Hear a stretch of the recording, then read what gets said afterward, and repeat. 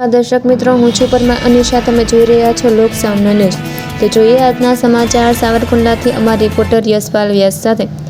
સાવરકુંડલા નગરપાલિકાના આયોજન હેઠળ શહેરના સર્વાંગી વિકાસને વેગ આપવા ₹890 લાખના વિવિધ પ્રોજેક્ટનું લોકાર્પણ અને ખાતમુહૂર્ત કરવામાં આવ્યું. કાર્યક્રમ દરમિયાન સરદાર વલ્લભભાઈ પટેલની પ્રતિમા અને સર્કલ, જૈન બોર્ડિંગની કાકણિયા કોલેજ, માલધારી ચોક સુધીના આઇકોનિક રોડ, KK હાઈસ્કૂલ પાસે આધુનિક પોલીસ ચોકી તેમજ શહેરની પાણીની સમસ્યાના નિવારણ માટે ઓવરહેડ ટાંકી અને સંપના કામોનું ભૂમિપૂજન કરવામાં આવ્યું. સાથે જ ફાયર વોટર બાઉઝરનું પણ લોકાર્પણ કરાયું.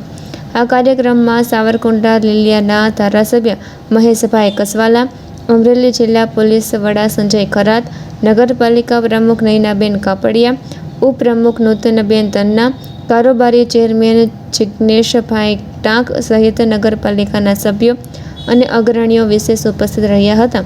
પ્રસંગે દીપ પ્રાગટ્ય અને વૈદિક વિધિ સાથે વિકાસ કાર્યનો શુભારંભ કરવામાં આવ્યો હતો. ઉપરાંત એક પેડ માં કે નામ અભિયાન અંતર્ગત 2000 વૃક્ષોના વાવેતરનો સંકલ્પ લઈ પર્યાવરણ સંરક્ષણનો સંદેશ પણ આપવામાં આવ્યો હતો.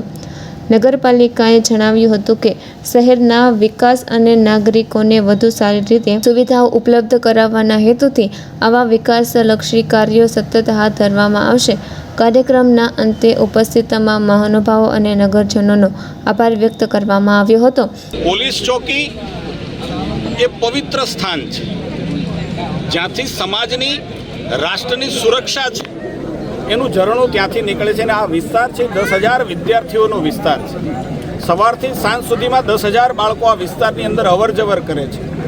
શહેરનો ખૂબ સારો વિસ્તાર કહી શકાય એવા પ્રકારનો આ વિસ્તાર છે અને એની સુરક્ષા એ બહુ જ જરૂરી પણ છે.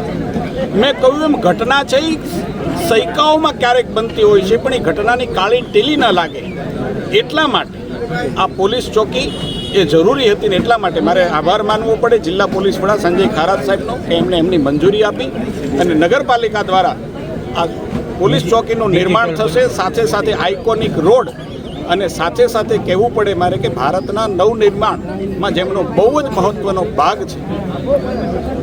565 રજવાડા એક કરી ભારતનું નિર્માણ કર્યું છે એવા સરદાર સાહેબના સ્ટેચ્યુનું નિર્માણ પણ આ જ સરદાર ચોકમાં થઈ રહ્યું છે.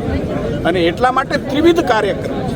વિકાસની પહેલુઓ એ સાવરકુંડલાની અંદર અનેક દ્રષ્ટિએ ચાલુ છે, પરંતુ એમ માનું છું કે આજની આ ઘડી જ્યાં પોલીસ દ્વારા સુરક્ષા સેતુ સ્વરૂપે આધુનિક પોલીસ ચોકી, ડિજિટલાઇઝ જેને કહી શકાય એવી પોલીસ ચોકી અને એની સાથે સાથે સરદાર સાહેબ જે રાષ્ટ્રનું આખાનું ધ્યાન રાખે છે એવી પ્રતિમા અહીંયા આપણે પ્રસ્થાપિત કરવા જઈ રહ્યા છે.